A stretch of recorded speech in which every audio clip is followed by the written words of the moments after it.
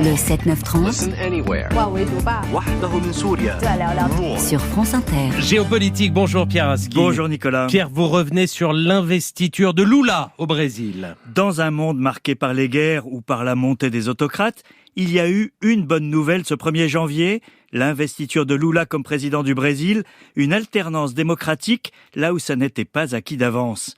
Il y avait des centaines de milliers de personnes hier à Brasilia, toutes de rouge vêtues, pour acclamer l'ancien et désormais nouveau président, et surtout la fin de l'ère Bolsonaro, car c'est de ça qu'il s'agit. Jair Bolsonaro a été un président catastrophique pour la déforestation de l'Amazonie, dans sa gestion du Covid et pour la cohésion de la société brésilienne.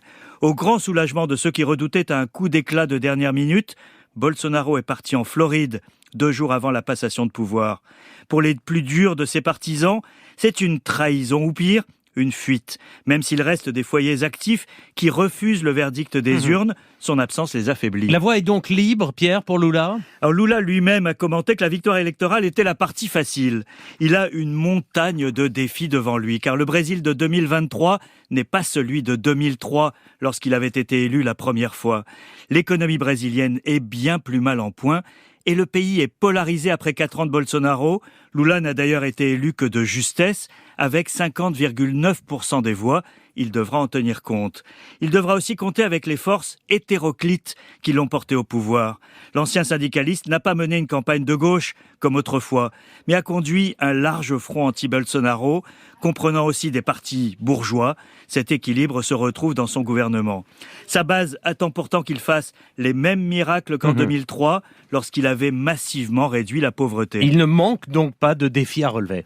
À 77 ans, Nicolas, 12 ans après avoir quitté le pouvoir et après 580 jours en prison, Lula s'engage en effet dans une aventure politique des plus complexes. Il y a une forte attente. Bolsonaro avait désespéré la planète sur la déforestation de l'Amazonie et son impact sur le climat. Rien que sur ce point, Lula et sa ministre de l'Environnement, Marina Silva, ont des allures de sauveurs.